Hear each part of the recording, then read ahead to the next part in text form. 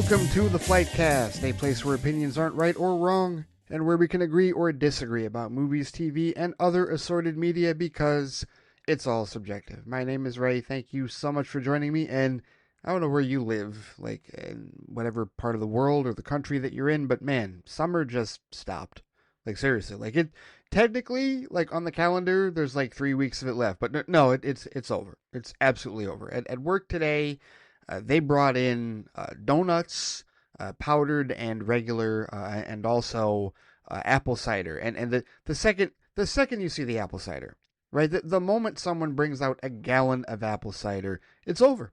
It's done. Doesn't matter what temperature it might be. It doesn't matter how warm it's going to be tomorrow, and it's not going to be warm tomorrow. According to all the local forecasters, tomorrow is when we're supposed to get, as of the time of me recording this, it's when we're supposed to get the cold front that's going to bring rain and maybe some thunderstorms, but it's going to be like chilly afterwards. And football season has started. College football has started. Pro football is starting this week, which I will admit, just to be honest with you, that was, and I don't know if anybody listened to Flight Chat or Flight Box the other day, like that was literally why that was why the Peacemaker season 2 episode 2 review came out the same day as Flight Chat. Like they both came out on Sundays because Saturday I was watching college football. I was totally watching college football. For people who don't know, and if you've been listening to me for the last number of years, you know that on occasion I've done a sports show. At one point it was called Monday Morning Sports Ball, and then I called it the Sports Ball Zone. And then I remember somebody told me, like, I've always struggled with trying to do a sports show because it's only been about like the local teams that I like enjoy, like Michigan football and basketball, and like all the Detroit teams, obviously, like Wings, Pistons, Tigers, Lions, definitely, right? And it's like, okay, who is really listening to that? I don't know. If anybody out there is like, even there's one person, one individual that has like reached out to me, and granted, like some of you, like Alex, I know, like you have said, like we've talked about sports before. You brought up the Boston stuff, and that's cool. And you've also brought up like soccer and F1 racing and whatnot. That's cool. I like that. But like the only other person that has really ever like gravitated towards my sports content at all is old friend, old listener by the name of Travis, who he predates me. He goes all the way back to the Squadcast Media days. He used to listen to me and Brent and all of us over at Squadcast Media, all of our shows. And he's a huge hockey fan, and so am I.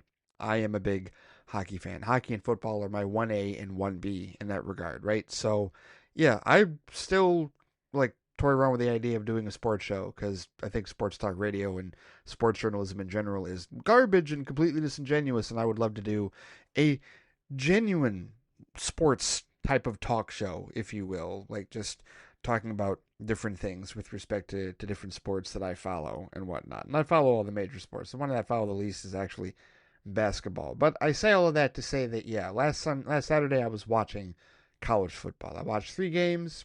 I watched Ohio State and Texas. So I have a perspective that I think is fair, not objective. There's no such thing as an objective. You know how I say it's all subjective with movies and television, right? And comics and art form. It's arguably more subjective with sports. You know why?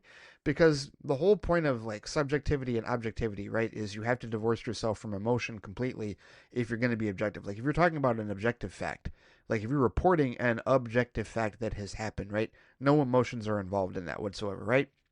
I have to separate that because you're just reporting what happened. You're just reporting what is. But the minute you editorialize, the minute you put your own stamp, your own opinions into it, that's where emotion comes into play, and that's where subjectivity commands the day. And if there is one thing that human beings are more subjective about than movies, TV, and other assorted media, it might be sports. And the crazy thing about this is that it's much easier to conflate subjectivity and objectivity with sports because you are actually dealing with tangible, objective data in the terms of stats, right? Wins and losses, right? Like there is actual demonstrative, like, you know, data, like there's a meritocracy in sports where, okay, you win this many games, you make the playoffs. You win that many games, you win 4 out of 7 and you win this series, right? You win the Stanley Cup or the Larry O'Brien Trophy or the Vince Lombardi Trophy, the Super Bowl, right? Like there's tangible competitive results in sports. And because of that, and because of all of the numbers, people think that they're subjective opinion is objective fact, because they're like, my subjective reason for why this quarterback threw for this few yards, or why this running back ran for this few yards, or why this defensive end only got this many sacks. It's because of this. And it's like, okay, you need to separate your shit. Like, you need to separate how you feel about your team and how, about the players, from what you're actually talking about numbers wise in that regard. And sports fans can't do that. By and large, they can't do that. And so ESPN and Fox and all these other, like, sports bastions that used to be way more, like, closer to objective back in the day, they editorialize all the shit out of everything now. Everything is opinion this, opinion that. Nobody cares about the actual facts. They just care what Stephen A. Smith is talking shit about. They just care about what Pat McAfee is talking shit about, right? Or Barstool Sports or anybody else. And it's all gone to hell, seriously. And so you listen to sports talk radio and you watch, Sports Center and FS1, and it's like everybody just has their opinion, and that's all it is. Everybody just giving their opinions, and that's all that matters. All that anybody wants to hear is opinion, so they can agree or disagree. And it's like, okay, no one is being genuine here whatsoever, right?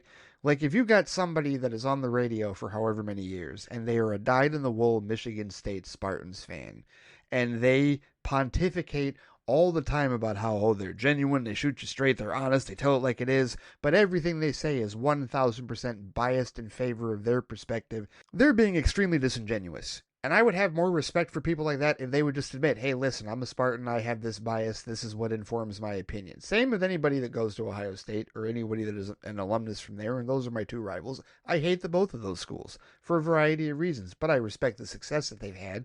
But I can admit my bias and say, yes, I'm a Michigan fan, I am biased, right? That's all it is. Just admit your damn bias, right?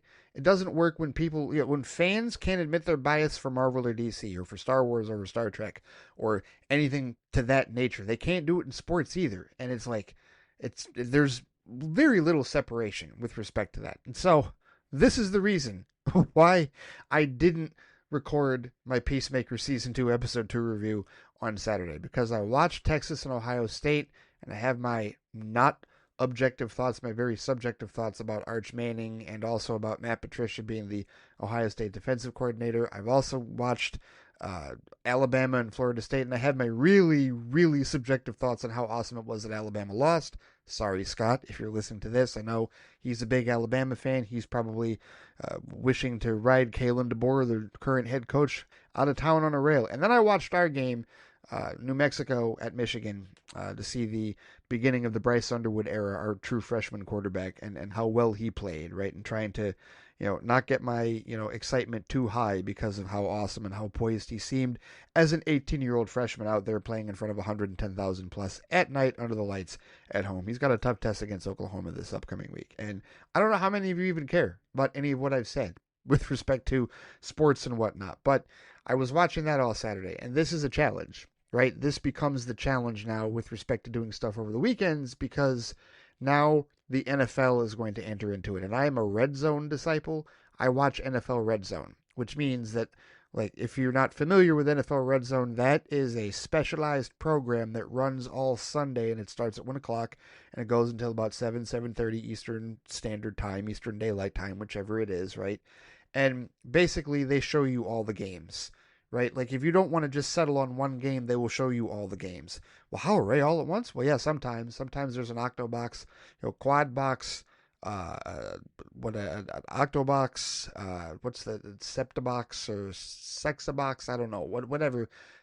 4, 5, 6, 7, 8. A lot of times, the double box, right? Triple box. Anyway, they'll show you different, like, games, like, happening at the same time on a Sunday, and they'll focus on ones where they're, here's the action happening here. Like, when one goes to commercial break, then they'll switch to another one that's happening. And it's great if you don't want to focus on just one game and you want to see, like, snippets of, like, every game without getting fully immersed in one of them, because multiple games happen every Sunday in that regard, right? And so they got the 1 o'clock slate of games, which is when the most games are played, and then they have the 4:30 or the 4:10, the 4:25 slate of games, which is when the Lions are playing this upcoming Sunday against the Green Bay Packers, right? That's their first game on the road here on September 7th.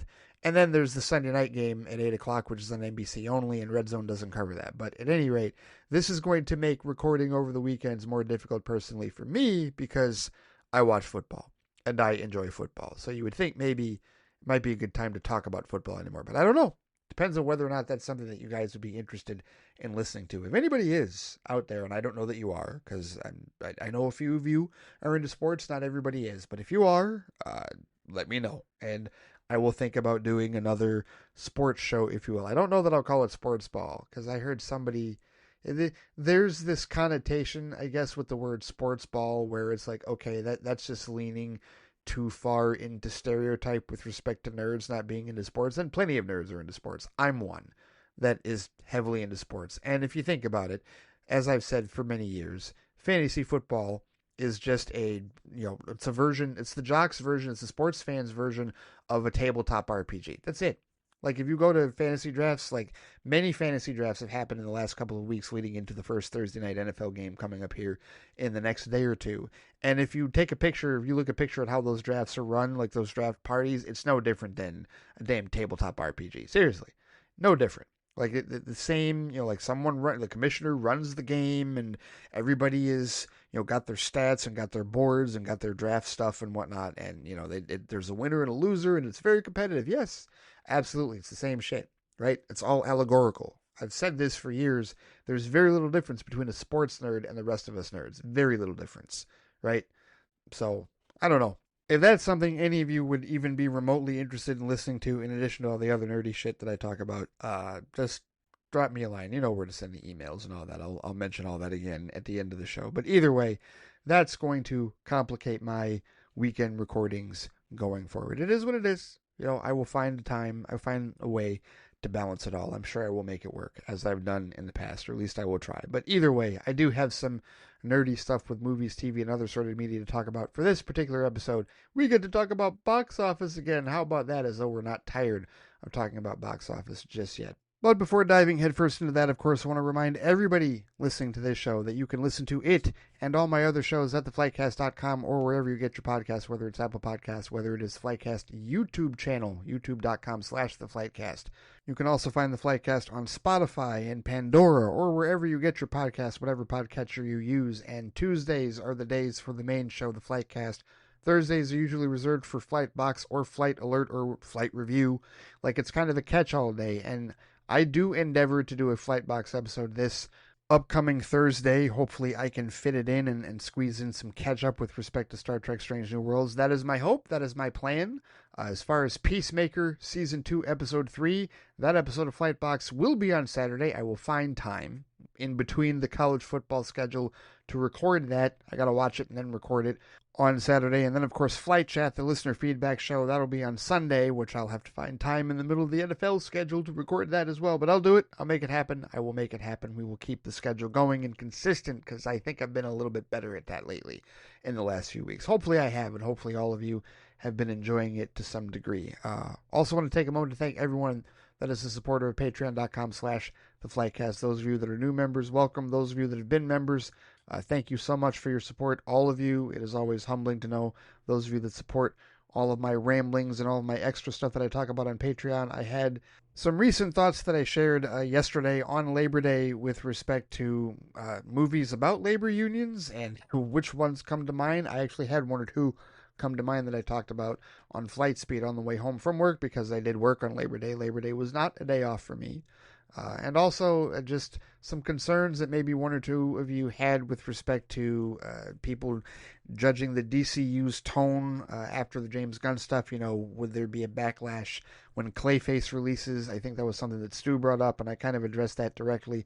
And also took the time to talk about MCU expectations going forward and box office expectations going forward as well, which I'm going to definitely talk about in this particular episode. But I did have a more uncensored conversation about that the other day on Flight Speed on Patreon. Before that, I talked about the MCU's Disney Plus bump on Friday. Flight Speed, which comes out on Mondays, and Friday Flight, which comes out on Fridays. Those are available for flight crew members and everybody involved, flight crew and flight officers. Flight officers are the ones that will get the extra access to the Flight Review, Flight Box, and Flight Report episodes when I review movies, comics, and TV shows that you likely have already seen, but I am seeing for the first time. And it's been a minute since I've done any of those, but there's some new ones coming up soon. I've been teasing for the last couple of months this animated franchise that I've personally been collecting in physical steelbook form that I want to talk about. that I really want to get into, something I've been meaning to get into for the last number of years, and no time like the present because I have damn near all of it at this point. And it may interest some of you, it may not interest all of you, but it is definitely an animated franchise and a form of animation that I've been meaning to dive headfirst further into based on the recommendation of friends and also on my own personal interest and my own personal subjectivity, if you will. So stay tuned for that. There's also the rant show. I know a number of you love the rant show. Some just don't. I've had more than a few rants recently. I let loose about Snoop Dogg and his nonsense with respect to his shade that he threw at Lightyear and all that ridiculousness. If you don't know about that, Google Snoop Dogg. You'll see the ridiculousness and what that dumbass had to say.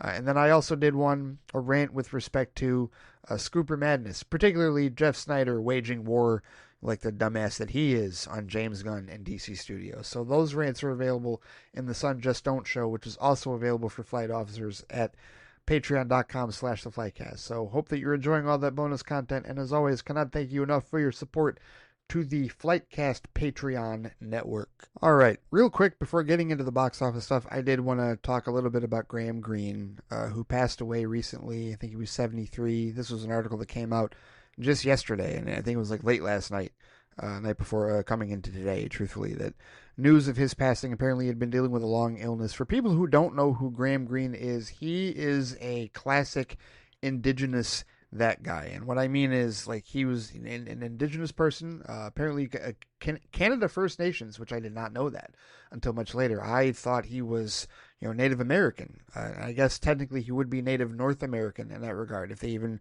say that or whatnot. But he was part of the Canadian First Nations, specifically the Oneida people, the people of the Upright Stone, Native American tribe and First Nations band, one of the 5 founding nations of the Iroquois Confederacy in the area of upstate New York, particularly near the Great Lakes and around Oneida Lake and Oneida County. But he was born in Canada, if I'm not mistaken. Yes, Oswego on the Six Nations Reserve in Ontario. So Ontario, the province that has Windsor, and Toronto, the province that's closest really to Michigan. Like, we could, Ambassador Bridge from Detroit goes right across the lake with respect to that. I've only been to Canada like twice in my life. I need to visit there more. He was from Hamilton. The first thing I ever saw this guy in is not even the biggest movie that he was ever in. The biggest movie, the biggest performance that people know him from is Dances with Wolves. He played a character called Kicking Bird. And that's a movie that I own and have still not sat down to watch. This is considered a classic. Didn't it win Best Picture, if I'm not mistaken, right? What are its accolades? List of accolades. Yep. The first Western film to win an Academy Award for Best Picture since 1931's Cimarron.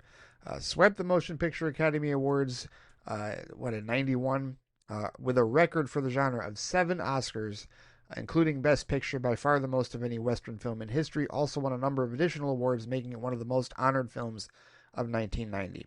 There's one particular reason that I have not watched this movie yet, and it has nothing to do with the fact that it stars Kevin Costner. No, I don't think Kevin Costner is that great of an actor, but I am somebody that believes that he is great when he is surrounded by a supporting cast that saves him from himself. And I don't say that to be mean. I mean that literally. Robin Hood, Prince of Thieves. When you give Alan Rickman as your villain, Mary Elizabeth Mastrantonio as your love interest, and Morgan Freeman as your sidekick, you can't fail. You just cannot fail. The Untouchables. When Sean Connery is your sidekick, along with Andy Garcia, and Robert De Niro is your villain, you can't fail. You absolutely can't fail. I mean, even Man of Steel, come on. He's not the lead in that film, but obviously he's part of a very strong supporting cast that he couldn't fail in that as Pa Kent. I don't care what anybody says about his Pa Kent. He was an awesome Pa Kent in Man of Steel. It has nothing to do with why I haven't watched Dances with Wolves. It has nothing to do with it being a Western, because I do like Westerns. I own a couple of Westerns, actually. I own Tombstone. I don't own Unforgiven yet, but I will. And there's a couple of other Westerns that I own that I can't immediately think of off the top of my head, but I know it's a genre that I do enjoy. Oh, I have The Quick and the Dead pre-ordered. I definitely want to get that one in the collection. So it has nothing to do with it being a Western. It has nothing to do with the fact that it takes place during the Civil War. No, it's purely, of all things, the runtime. The runtime for this movie is 181 minutes. It's really, really long. And the version that I bought has the theatrically released version and the longer version, the extended version, right? Which is 4 hours. And you're thinking, Ray, if you've watched Zack Snyder's Justice League multiple times, and that's 4 hours and 2 minutes, why can't you watch Dances with Wolves? Well, obviously, Zack Snyder's Justice League deals with one of my favorite franchises, DC, and one of my favorite film franchises, at least the beginning of it, the DCEU. So, yeah, my hype for that just a tad higher with respect to that. Plus, it was broken up into 7 chapters. If I wanted to, of course I didn't. I watched all of them all the way through, right? No, I just need to find time. That's all. I just need to sit down and find 4 hours. It's not that easy to find 4 hours as a grown ass adult to sit down and watch a movie that damn near everybody else has seen. But I will, especially now, because that was Graham Greene's biggest role that everybody knew him from. And it's not the first thing that I saw him in, obviously. No, the first thing that I saw him in is my favorite Die Hard movie, Die Hard with a Vengeance. He played a cop, New York cop named Joe Lambert, who was part of, like he was with Walter, Inspector Cobb and Connie, and Charlie and everybody else, like everybody that was part of John McClane's New York division, right? As he's back in New York, he's estranged from the wife and kids again, and he's got to pal up with Samuel L. Jackson to take down Simon, the terrorist played by Jeremy Irons, who wants to steal all the gold out of the Federal Reserve and bomb everywhere with those binary bombs and all that, right? It's my favorite Die Hard movie, not just because it's the one that my dad took me to see, because he knows that I love Die Hard, knew that I loved Die Hard back then, but also just it's my favorite one. It's like by far my favorite of the Die Hard films, and that was what I first saw Graham Greene in. I didn't even know that he was indigenous at that time. It wasn't until I saw Maverick, and I know that Maverick came out a year later, or a year prior, I should say. Maverick came out in 94, Die Hard with Vengeance came out in 95. And Maverick also has a great connection to like DC, if you will, because that movie was directed by Richard Donner. Yes, the Richard Donner, Dick Donner, as Peter Safran loves to call him. I guess producers just Dick Donner this, Dick Donner that. Okay, great. But like that was a Richard Donner film that starred Mel Gibson. And Richard Donner, of course, also, he directed Goonies. He directed the Lethal Weapon series. And there's a cool, awesome scene in the movie. Maverick is an adaptation, it's a continuation, rather, of the Maverick TV series from, the 60s, 70s with James Garner, where he played Brett Maverick, who was this poker player, and, con artist, or not con artist, but, just, I don't know, it was a Western, comedy, action show, if you will, I guess. I haven't really watched the show. I've seen bits and pieces of it, but the movie is definitely like an action comedy in many ways. And it's got Mel Gibson, Jodie Foster, James Garner, who plays Marshall Zane Cooper, James Coburn, Alfred Molina. It's the first thing I saw Alfred Molina in, crazily enough. And so there's a point in the movie where he's got a friend. Maverick has a friend, a Native American friend named Joseph, that helps get him out of a scrape. And you come to find out that they're good friends, and he helps him raise some more money for a little bit in the movie so that he can participate in this All Rivers Draw Poker Championship to win $500,000, right? So that was cool, and that was when I discovered oh, okay, all right, because obviously Graham Greene plays Joseph, right? His name. The second time I saw a movie of his, he plays another character named Joseph, and in this case, he's an indigenous person, Native American, who is helping him raise that money, but he's clearly a friend of Maverick's, and he has very modern thinking, and it's funny about because there's a lot of commentary on how American history has completely screwed with the perception of indigenous people. For people who haven't seen the movie, and I do recommend the movie. It's over 30 years old now, but it's actually a really entertaining film. However you feel about Mel Gibson now, he's pretty much an asshole at this point. But either way, in that movie, there's a point where after Maverick has gone off with them and he's talking to Joseph, and they're doing all the things with the tribal drums and war paint and whatnot, and he's like, "What's with the drums and the war paint? What are you doing here?" And Joseph's like, "We had kind of a lousy year, not much left to hunt. So when this Russian Archduke, that's where I got the bike, he came along, wanted to see the Old West, and so I said, okay. He pays well." And he's like, "We get all dressed up and everything and go whooping around like idiots. He wants me to speak like they say in the books, oh, white man. God, you people are such assholes." And of course, he's got to hear the war drums all the time. And I love that. I love that commentary, because it's one of those things where it's a modern sensibility. It's something that we think about, how horrifically screwed over and completely wrecked indigenous people and Native Americans have been by, the history of the United States of America and white people, like, historically in that regard. Like, it really has not been pretty whatsoever. I mean, just, another in a long list of minorities that have been screwed over by the patriarchal regime. But his commentary on it was hilarious, right? And him just grousing to Maverick about it, just like, yeah, I'm talking to this white man who actually is my friend, but still I can grouse at him about how bullshit all of this has been, and I gotta do this because, yeah, this Russian archduke wants him to speak stereotypically like, "Oh, white man," and all this other shit that, like, was completely misrepresented in terms of how they were taught, in terms of how any of us were taught about how Native Americans behaved back in the day, right?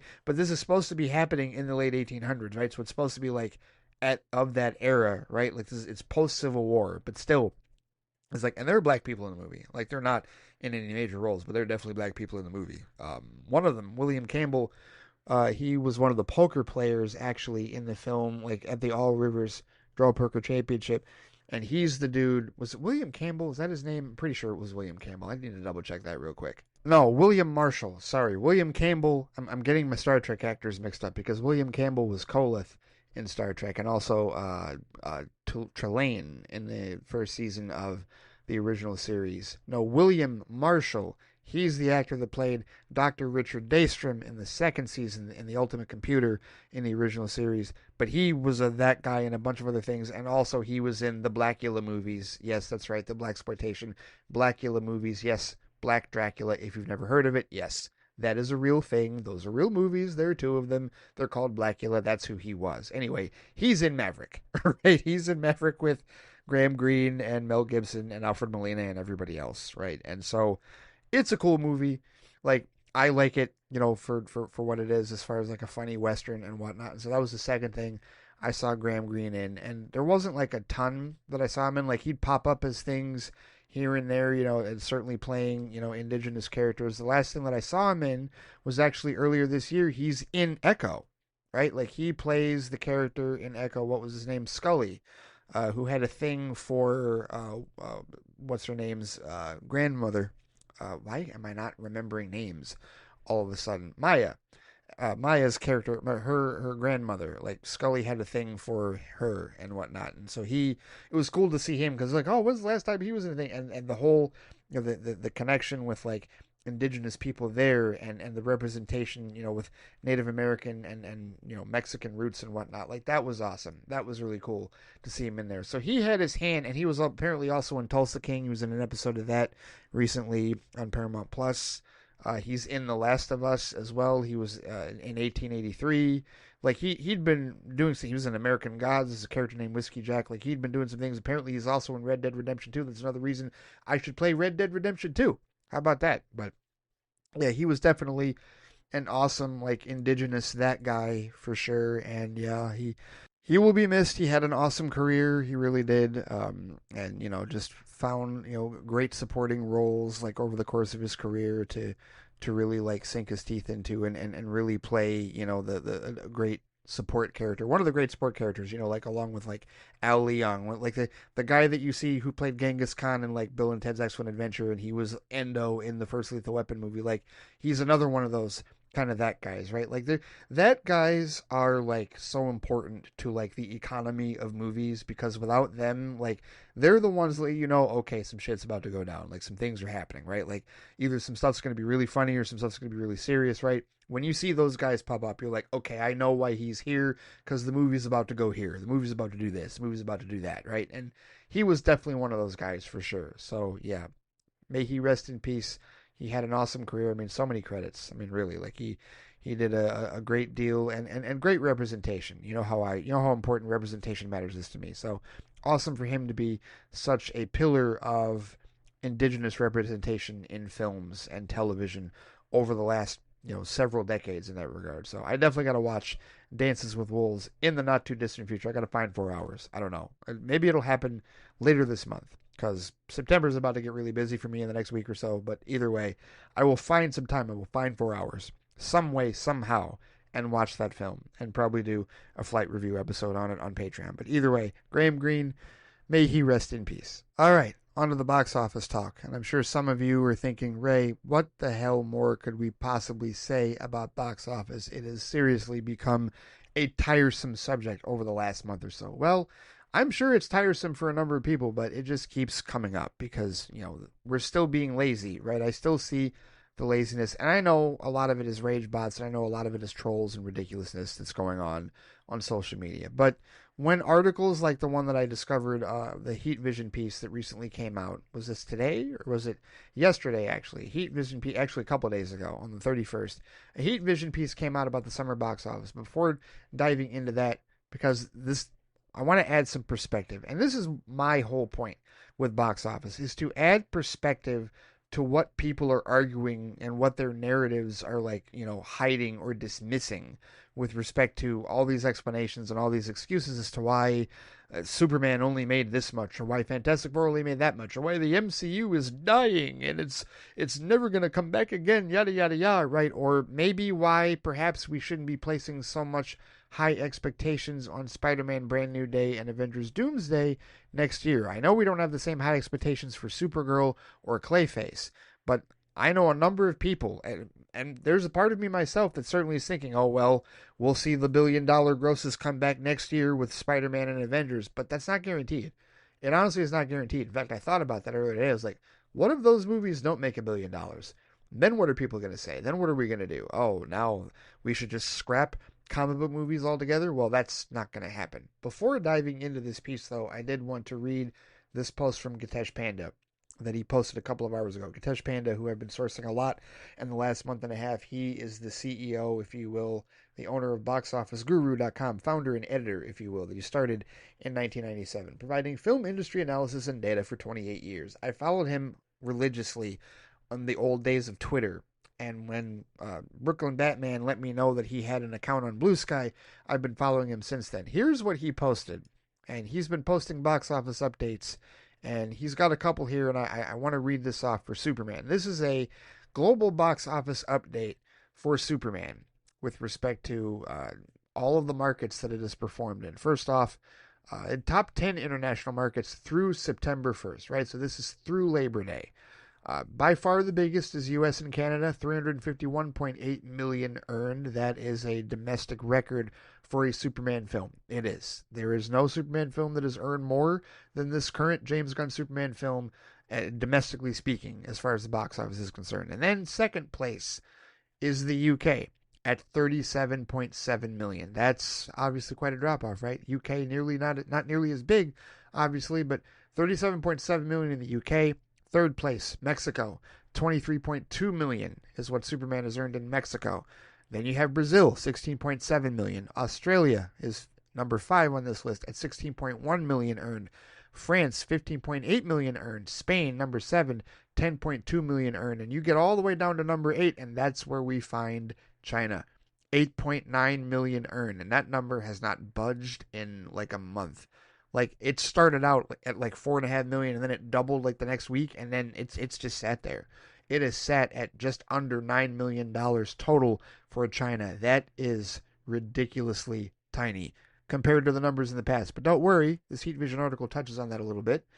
And then after China, in 9th place, you got Germany at 7.5 million, Japan at 7 million, India 6.9 million, for an international total of 260.1 million between those markets. So the international domestic split, 57.5% domestic, 42.5% international. There you have it. And I bring those numbers up because this article from Heat Vision, this Heat Vision piece from the Hollywood Reporter written by Pamela McClintock, may shed some further light on exactly what is happening, because I know that I say those numbers, and the 611 million that Superman has made, actually 614.6 million at this point that Superman has made, and yes, it has continued to make money even after the digital release, right? Because remember, it wasn't at 600 million when it was released for VOD, and yet it's still continuing to earn money. People are still continuing to see it in theaters. How about that? What do you know? Maybe DC Studios and Warner Brothers knew what the hell they were doing, or this is just part of what they do now. But this particular piece, it's titled Summer Box Office Clobbered by Kryptonite. Domestic revenue barely matches last year. The May to Labor Day season initially soared, but global grosses took a nosedive as foreign movie ticket sales plunged further and a glut of male-skewing tentpoles battled for scraps in the U.S. So that sounds very dour and very heavy and very editorialized. Of course, we come to expect that from any of these trades. This is Pamela McClintock from The Hollywood Reporter. I don't read a ton of her stuff.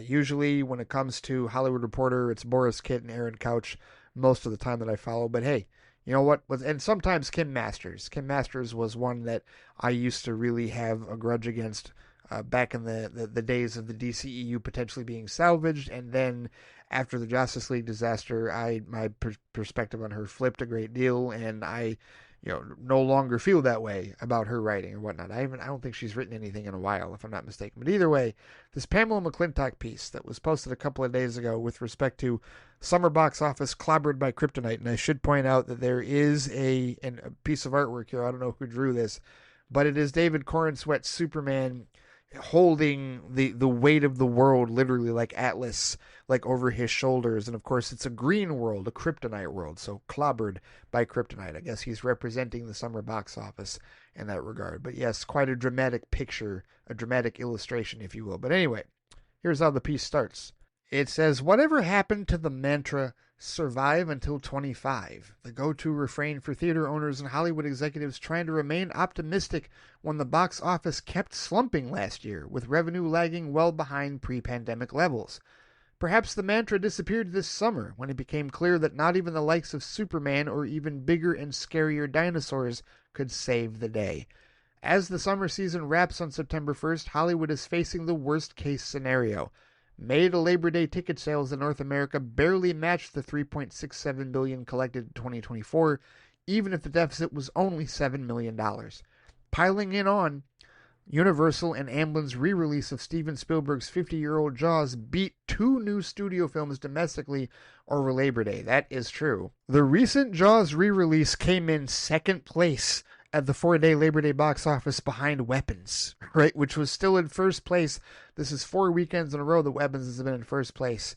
It made $12.8 million over the Labor Day weekend, while Jaws, which is a movie that is, 50 years old? Like, we're talking, 50-year-old movie, made $9.9 million, including $8.1 million for the 3 days before Labor Day, like the 3-day weekend. So, yeah, that was enough to get past Darren Aronofsky's new movie Caught Stealing, the one with Austin Butler and Zoe Kravitz, and also The Roses, which is that new crazy-looking like romantic comedy film, looks like a dark comedy possibly, with Benedict Cumberbatch and Olivia Colman, right? So both of those movies that opened this past weekend, or like Labor Day weekend, got passed over by Jaws, and still nobody could beat Weapons, right? Weapons has been number one for 4 weekends in a row. So yeah, that gives you an idea of exactly how dire the situation could be with respect to Hollywood theatrical box office, at least as far as how they're portraying it in this regard.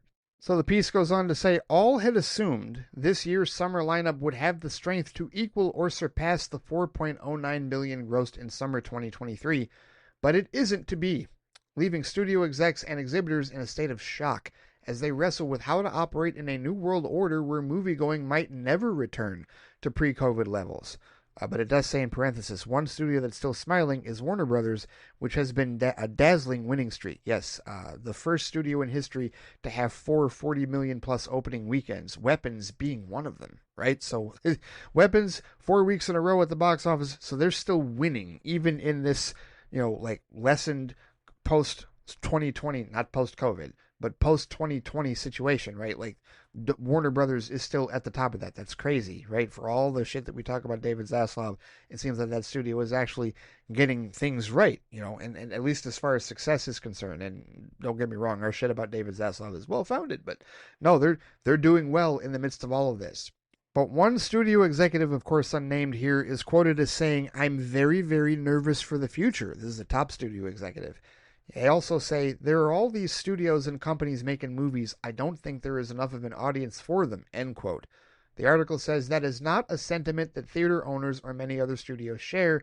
They think the solution is more product delivered to their big screens. The season certainly started off with a bang, but grosses took a nosedive in the latter half as the life raft once provided by the foreign box office nearly deflated, and a glut of male-skewing tentpoles battled for scraps. Here we go. This is the crux of what I'm getting at here. It says in North America, Disney's live action Lilo and Stitch and Paramount's Mission Impossible The Final Reckoning fueled a record Memorial Day weekend. Lilo took in $182 million during the 4-day holiday, on its way to becoming the only 2025 title so far to cross $1 billion at the global box office. Only American, only Hollywood title, right, to cross $1 billion. We all know that Ne Zha 2, the Chinese animated film, is the highest grossing film of the day, of the year, 2.2 billion, and also highest grossing animated film of all time, but that's China, not Hollywood. So there's that. But it says also Mission Impossible opened to a franchise best $79 million domestically for Paramount. The late May bloom resulted in the domestic revenue being up 25% year over year, but the downhill slide soon started. Quote, since June 13th, we've had just one up weekend, which was July 11th through 13th when Superman opened, notes ComScore chief box office analyst Paul Degarabedian. Oh, I'm glad I pronounced that. That took me a minute. I'm not going to lie. That took me a second to pronounce that. Degarabedian. Okay, cool. Degarabedian. All right, I got it. Okay. He goes on to say, and beginning July 18th, the domestic box office has been down every weekend for 6 weekends in a row, end quote. The result, the article says, the year-over-year much-needed advantage has diminished to a mere 5%. David Croyer's consulting and research firm Just Watch Media, which monitors trailer campaigns and movie-going habits, found that weeks ago, only 25% of people said they'd prefer to wait to see a summer movie on streaming, a healthy sign. In more recent days, however, that number shot up to more than 36%. He says, Croyer that is, that this hits mid-sized movies particularly hard, as well as being a major reason why the sheer number of people going to the cinema may never equal pre-COVID times. Quote, I don't think the studio system will fill the gap that started from the pandemic. It's not as mass a market anymore. It's about an even smaller group of people going to the movies more often, so there's a lot more streaming and watching at home, end quote. It says Mission Impossible was among numerous tentpoles competing for male eyeballs in the U.S. Before the pandemic, a studio could rely on the foreign box office to make up for any lost ground stateside. China alone could pony up $100 million to $200 million, if not more, in receipts. These days, a Western title is considered a hit if it earns $50 million at the Chinese box office. Take Tom Cruise's MI franchise, whose movies have always been popular in China. This summer, Final Reckoning took in a stellar $65 million for a foreign cume of $400.6 million and $598 million globally. Yet that pales in comparison to the $181 million grossed by Mission Impossible Fallout in 2022. That's the wrong year, Pamela. No, Mission Impossible Fallout did not come out in 2022. Mission Impossible Fallout was a pre-pandemic movie. That came out in 2018. So she's got a bit of a typo there. But that film's foreign haul was $604 million for a worldwide total of $824 million. Well, hang on. Let me go on Box Office Mojo, make sure those numbers are right. Is that true? Did it actually make that much? Yes, it did. Box Office Mojo confirms that. So yeah, that's a slight typo in that year. And I think that she just got her years mixed up, because this next example that she brings up in this next paragraph is one that people have brought up early on in the Superman debate, which is Jurassic World Rebirth. Because the first salvo that the trolls and the ragebaiters threw at us about Superman being a flop is that Jurassic World Rebirth was doing well overseas. But it says Jurassic World Rebirth also prospered in China, earning nearly $80 million there as part of its global total of $887 million. But that's nothing compared with the $261 million earned by Jurassic World Fallen Kingdom in the pre-pandemic era. It says the 2018 movie grossed $1.3 billion globally. Was that a 2018 movie? Okay, yes, that one was. But Jurassic World Dominion, which is another one that I've brought up before, and I brought this up before as well with respect to the Jurassic World franchise. All the people talking about, well, the dinosaurs are still selling, and the rest of the world still wants to see those. Why do they want to see the dinosaurs instead of the superheroes? Well, they don't, not as much as they used to. And here's even more proof from the sources themselves with respect to that. And it says studio insiders say a raft of other markets in Asia have soured on U.S. movies as local content flourish. That includes South Korea and markets across Southeast Asia.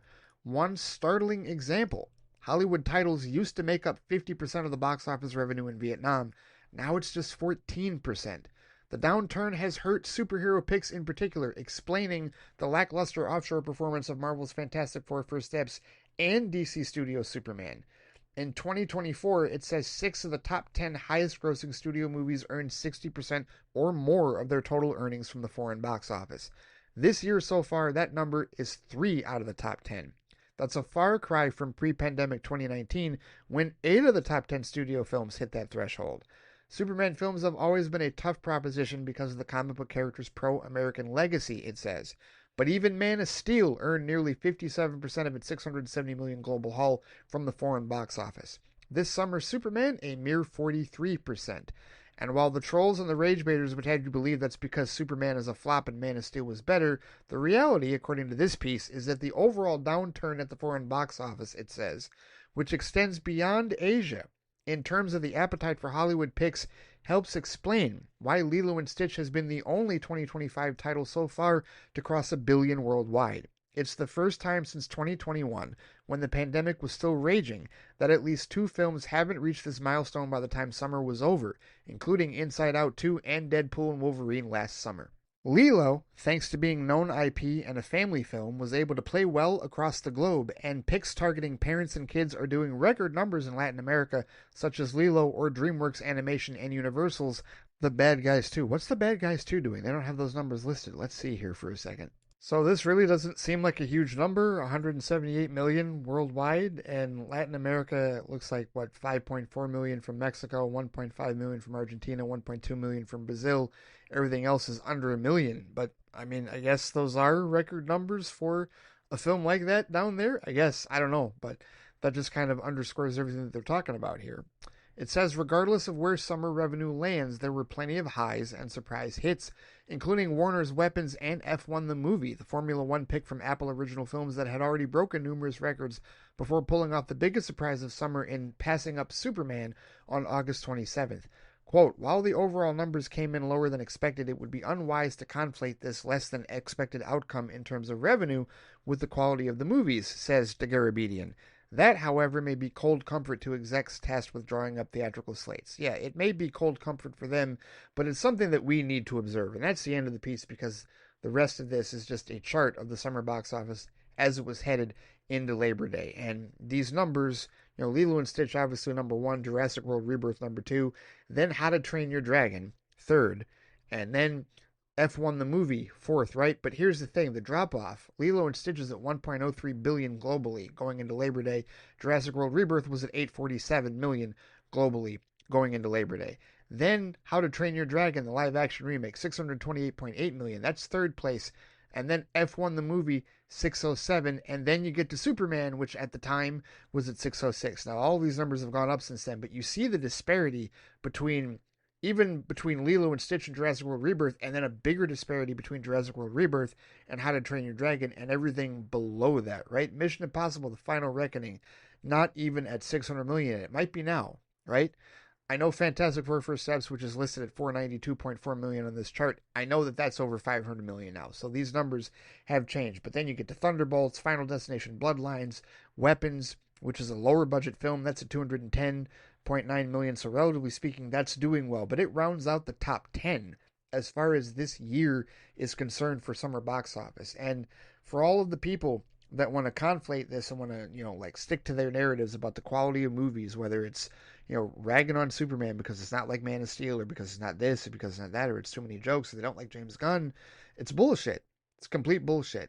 Like, literally, I've mentioned before about how China, I've talked about it here, and I've talked about it on Vodka Stream, how literally the country of China has shaped the entire landscape of box office with respect to international and global grosses. And here we have the experts, here we have the industry agreeing with me, pointing this out.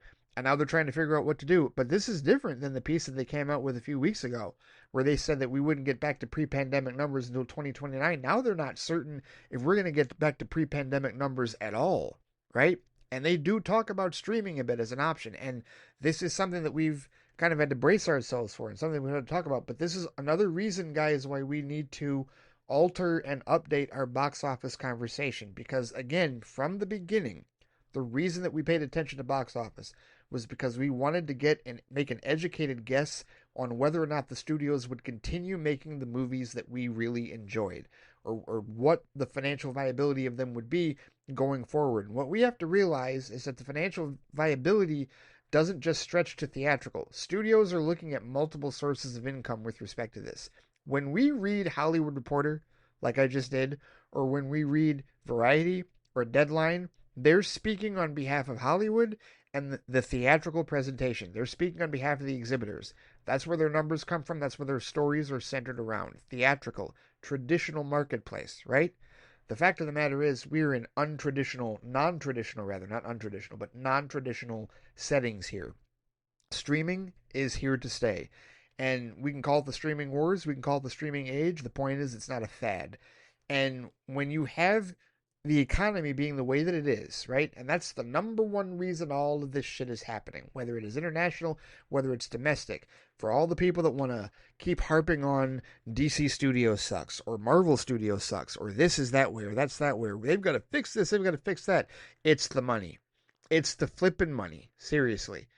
People do not have the disposable income to see as many of these movies in 1 year as they used to before the pandemic. Plain and simple. And what's happening now is the pandemic accelerated the process with respect to streamers, right? Everybody has a streaming service now. That is their channel over the internet that they send their stuff out on, right? Whether it is HBO Max, whether it is Disney Plus, Amazon, Hulu, whatever it is, right?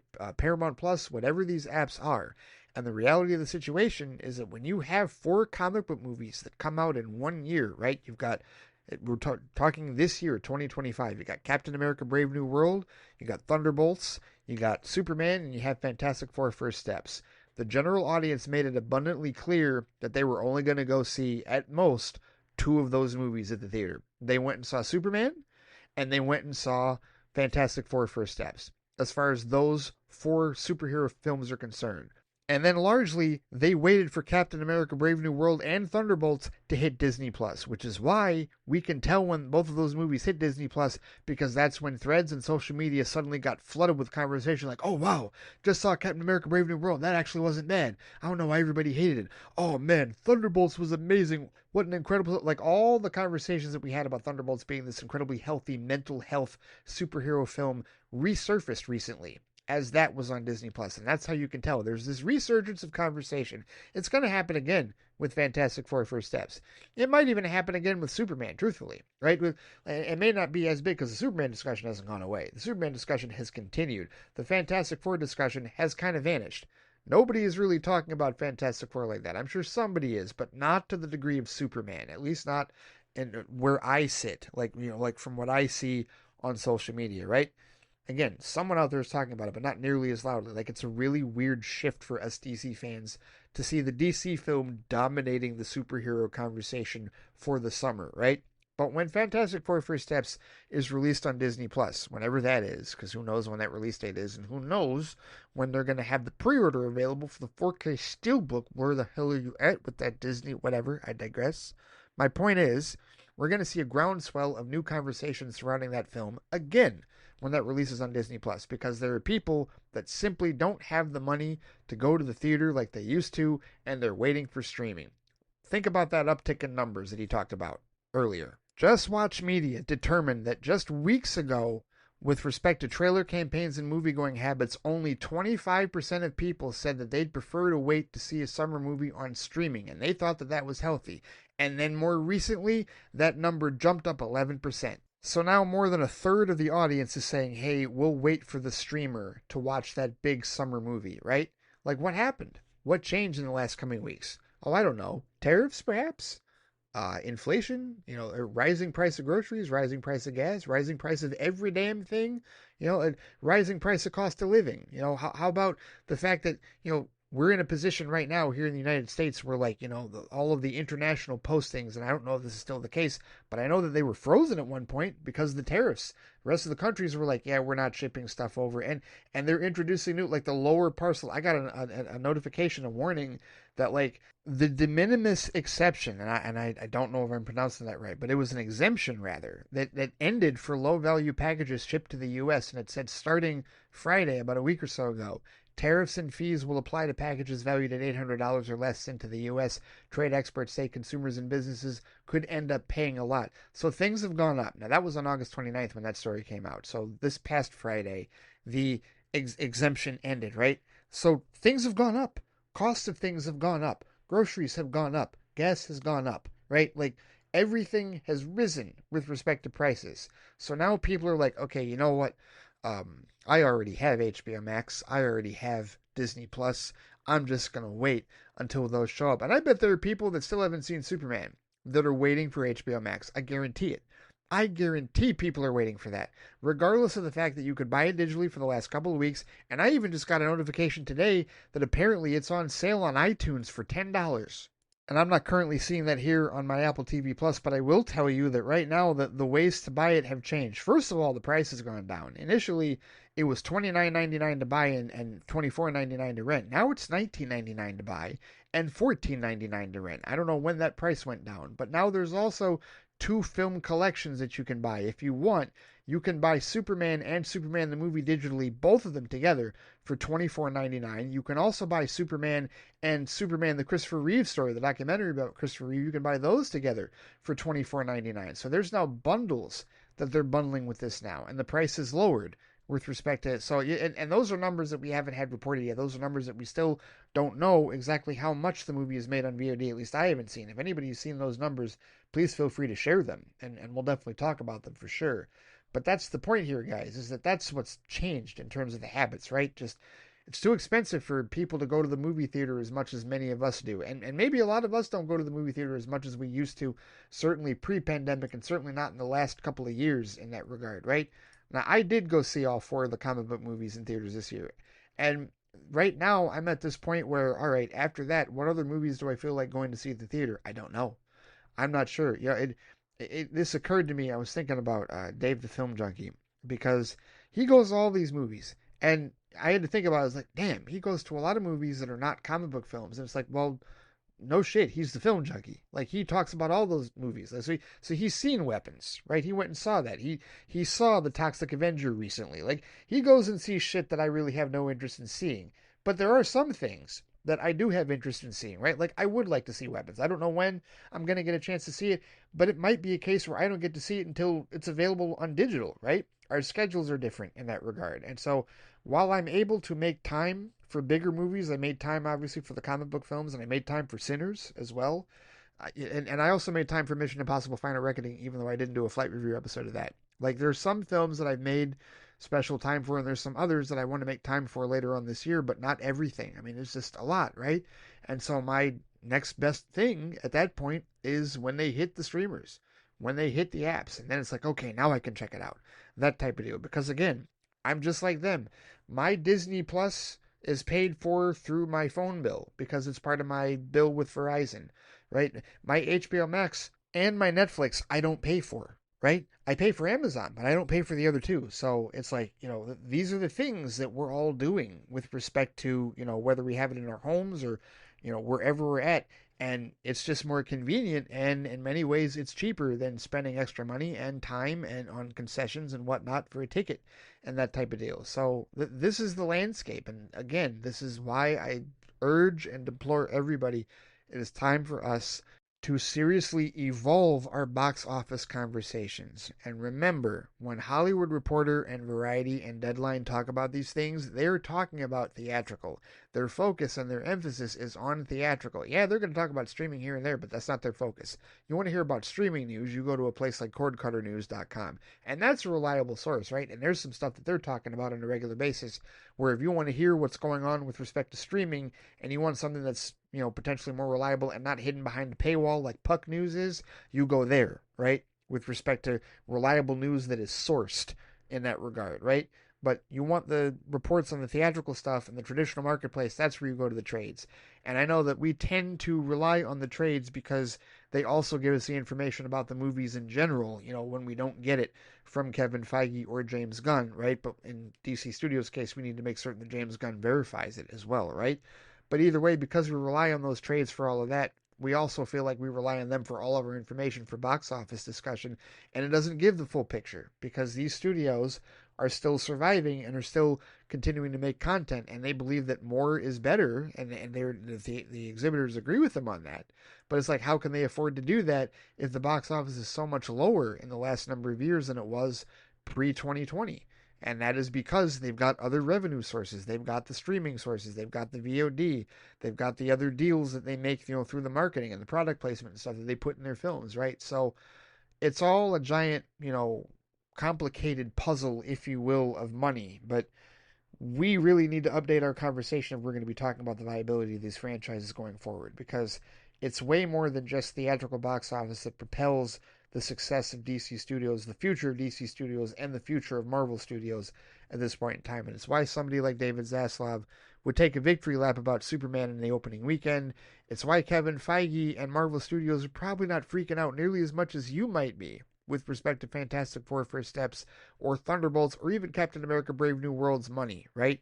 Like, it wasn't like they went on this massive damage tour. I mean, Feige said what he said at Comic-Con, but it's not like it changed the plans majorly for Spider-Man Brand New Day or Avengers Doomsday to the point where they're going to scrap the movies. And he's still got the plans going forward as far as involving the X-Men is concerned. So, yeah, I mean, this is it, guys. I mean, this is the proof in the pudding. And as more of this comes out, because they're gonna continue to analyze this, and this is gonna continue to be a thing. And I'm gonna keep pounding the pavement and trying to make certain that we have all the information and all the perspective that we need to really understand that there were no flops this year, especially not with respect to Superman and Fantastic Four First Steps. Neither of those films flopped. And the people that are arguing otherwise are just rage bait trolls who have no perspective whatsoever, and they just want something that fits their lazy ass narrative.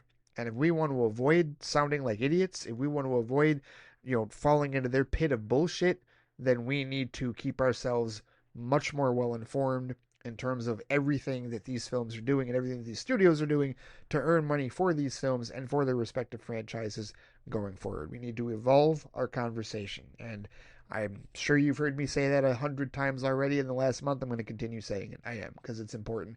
And box office as a conversation piece is not going to go away.